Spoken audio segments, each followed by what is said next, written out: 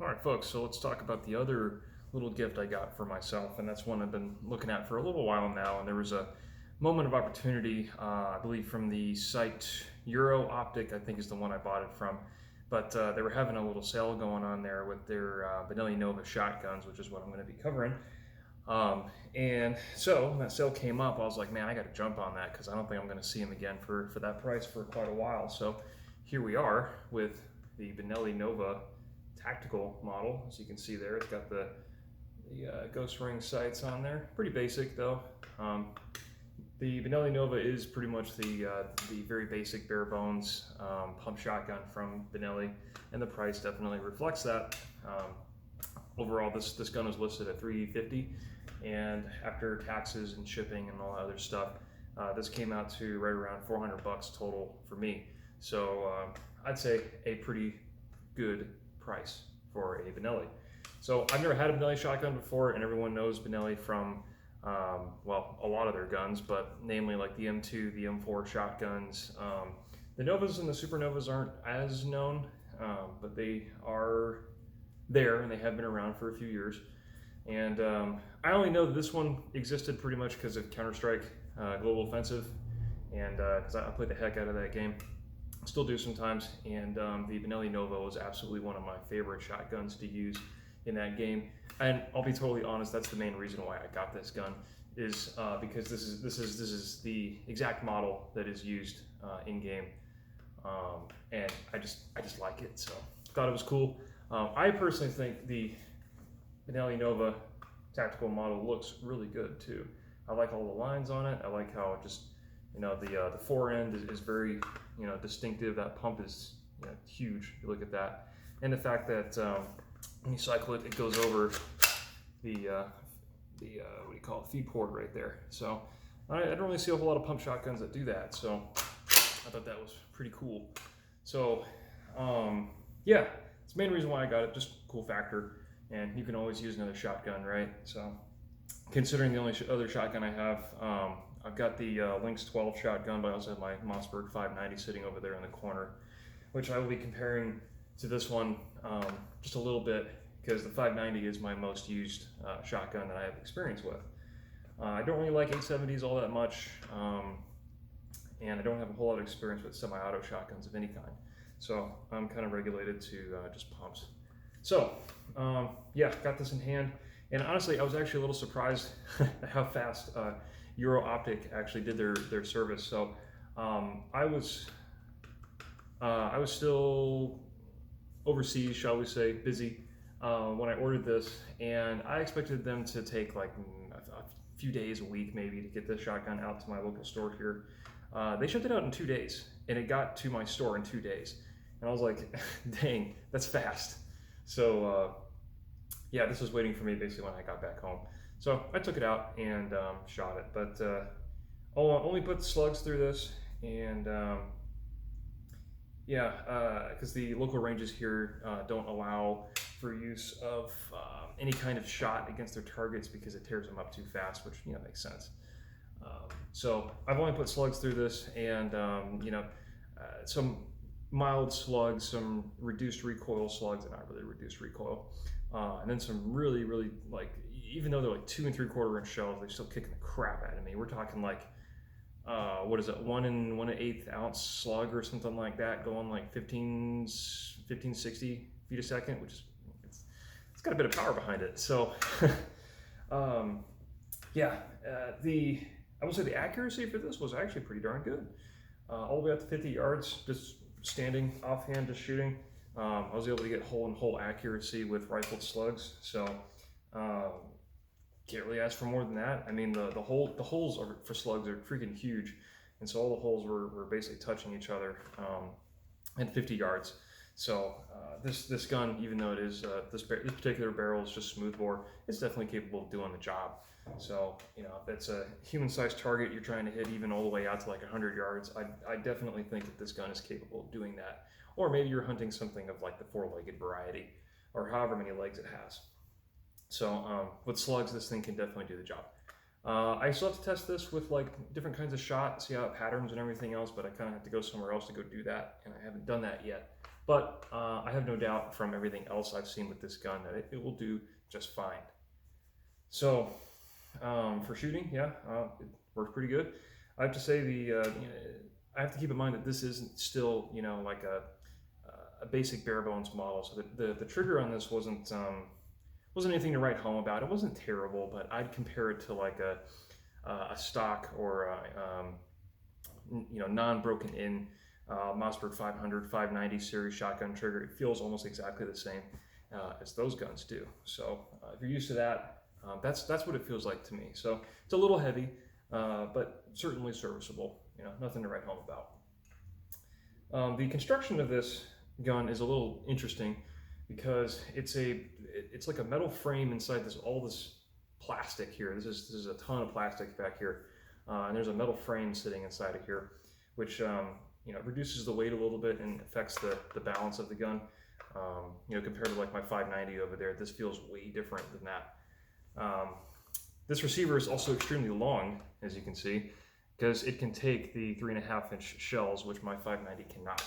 So that is a interesting little tidbit. I don't really know why you'd want to shoot 3.5-inch shells out of the shotgun, but the capability is there. So in case you feel like you really want to punish yourself, or if your shoulder is not quite tender enough yet, you can definitely do that if you choose.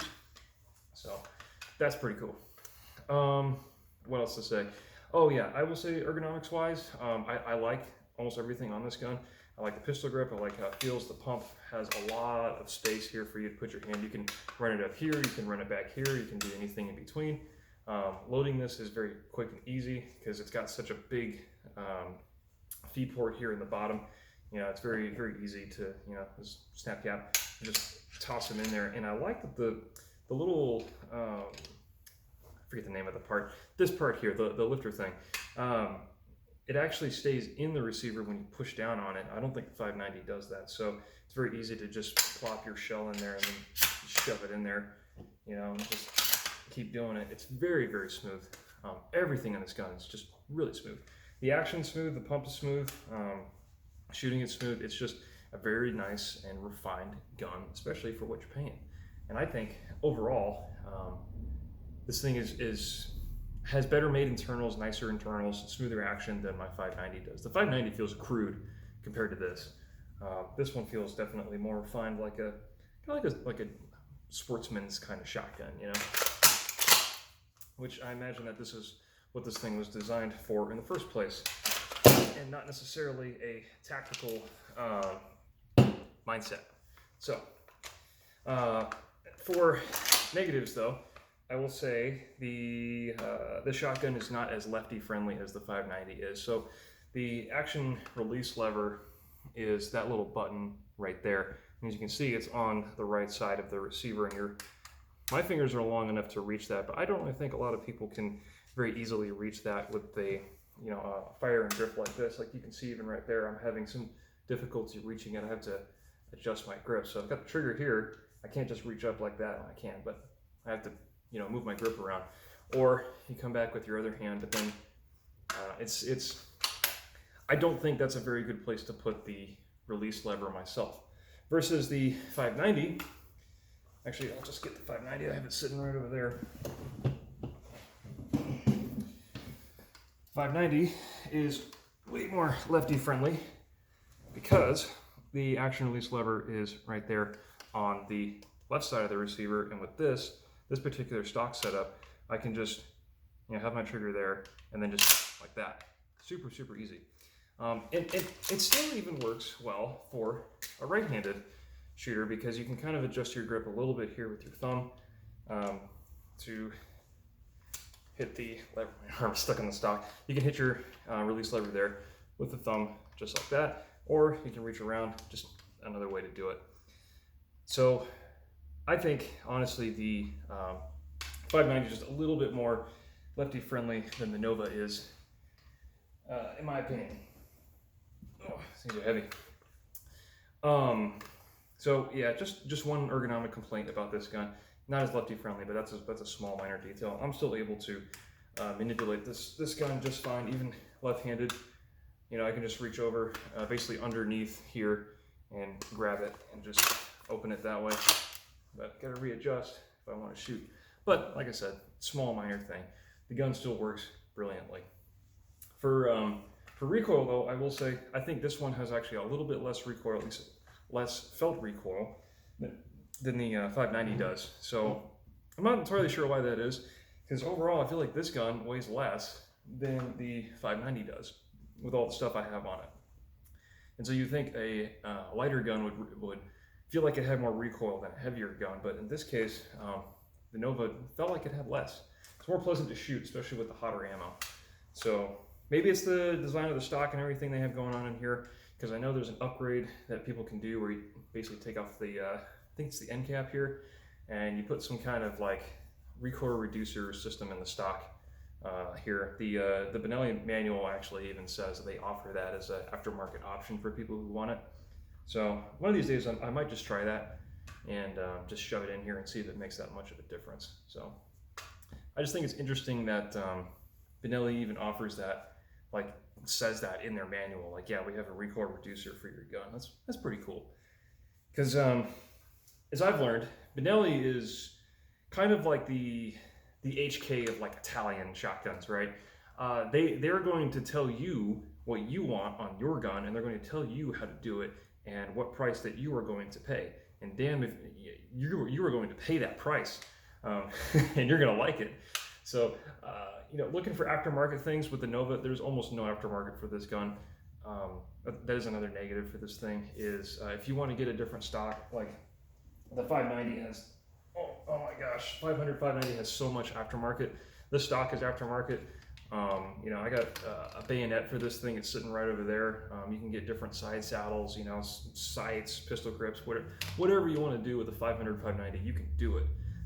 But Benelli, for some reason, with the Nova, and maybe it's the construction method and everything else that goes with this gun, there's like no aftermarket for this gun at all. A little disappointing, but honestly, when it's this good stock, I don't really see a whole lot of reason to change it. So it doesn't bother me that much. But one thing that does bother me though is that sometimes, okay, let's say I want to put like a long, like ribbed kind of skeet shooting type barrel that just has like a bead or just a rib on it, The spare barrels for the Nova and Supernova cost as much, if not more, than this entire gun, just for the barrel. So I'm sitting here like, why would I go and buy an extra barrel for this gun when I can just go and buy that particular model of Nova shotgun that has the barrel already installed, and now I have two Novas instead of just 1.5. So I don't understand the pricing behind that.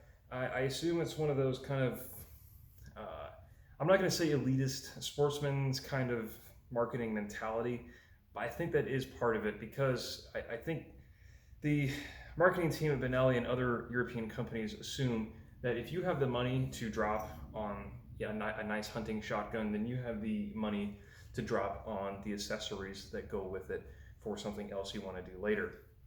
And that might make more sense in European countries, because maybe it's a little bit harder to have an entire registered firearm like this than it is to just buy like a barrel, and then that way you can just swap it out, and it's way less headache for them for legal reasons. So that I can see, but I still don't like the pricing very much. I don't really like that elitist sportsman mentality where they assume that if you can buy this, you can also afford the very expensive accessories, which have a vastly inflated value, in my opinion. CZ is notorious for this with their rifles, by the way. I don't like it very much. So I think that's the case though with this gun. So yeah. So zero aftermarket. Internals I think are made better. Action smoother. Trigger is about the same. Ergonomics pretty good, except for the action release lever here. And then another benefit I forgot is that anybody that knows the shorty shells that Aguila offers, like the mini shells, these things, right? I'm sure people have seen these before. They're itty bitty little tiny shells.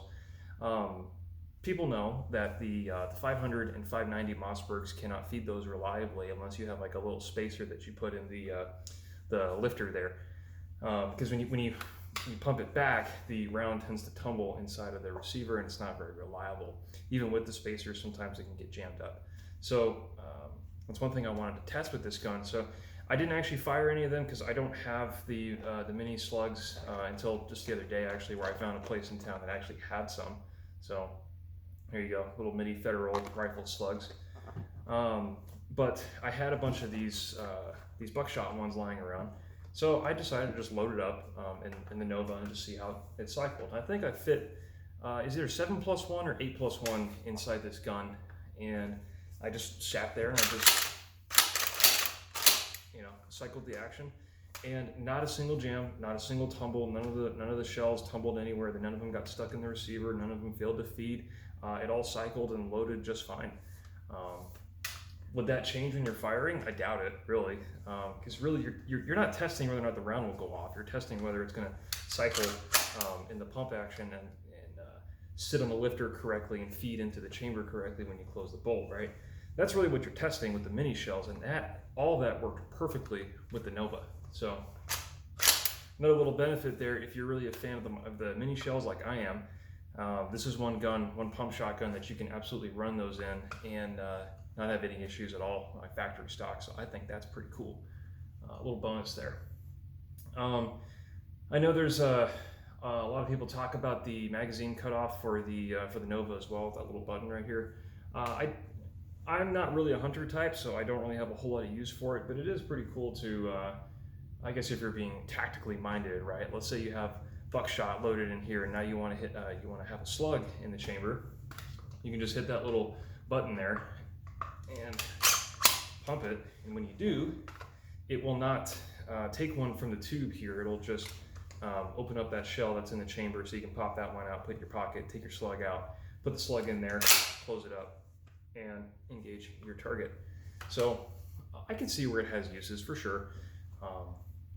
Just not something I would really use all the time, but it's nice to have. So yeah, a lot of nice features with the Nova, and I'm really happy that I got it for the price that I did. Totally worth the purchase to me. Also for, just like I said, for cool factor, but also Benelli makes a really nice shotgun. Wouldn't you believe it? So pretty happy with it, and looking forward to putting more rounds through it, because I have to say this thing is actually more pleasant to shoot than my 590. But in terms of practicality, so I know this is labeled as a tactical model and it has the ghost ring sights and everything else, right?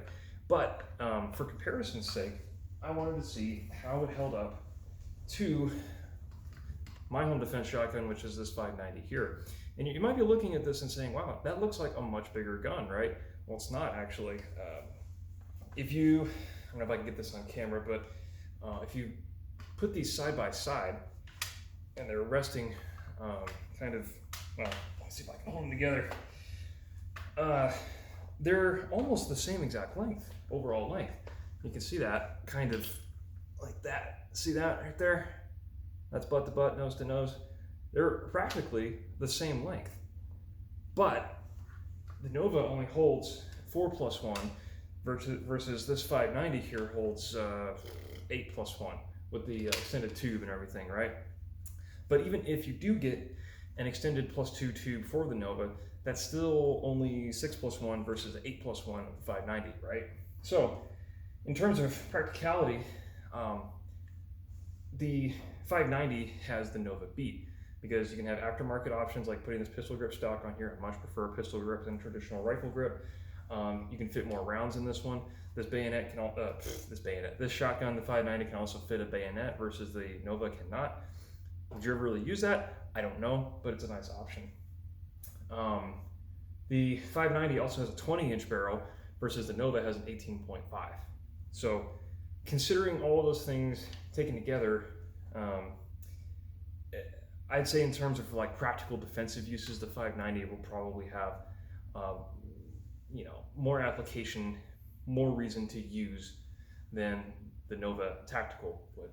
So it's a bit of a shame because there's a lot of pluses that the Nova has over the 590, but there are just some things also that cannot be denied for the 590 in favor of the 590. So just some real quick comparisons and everything. I still really like the Nova. I really do want to get more rounds behind it just for fun. But I mean, I can't really complain because one, it's a Benelli, and two, like I said, I got it for like $400. So, you try finding a 590 that'll run, factory stock as nice as a Nova does. You just can't. I mean, heck, I'm seeing base model 500 Mossberg 500 shotguns going for like $450, $500 now, and then like 590s going for somewhere around the same, but maybe a little bit more, like 50 to $100 more. So, but yeah, the Mossbergs feel crude and very rough around the edges compared to this nice Italian shotgun. So, not to say the 590 is bad, because it's not. Like I said, it's still my home defense shotgun of choice. I have not switched over to this one. As nice as this one is. So, just a comparison. Like I said, I have no experience with 870s, so maybe there's someone out there who likes the 870s even more than the Nova or the 500 590 series. But for me, 590 is still going to remain my home defense shotgun of choice. The Nova is a nice alternative, though, and I'm glad that I have it. So, yeah, that's just a little quick overview of the Benelli Nova shotgun tactical model, at least for me. And yeah, it's a nice little gun.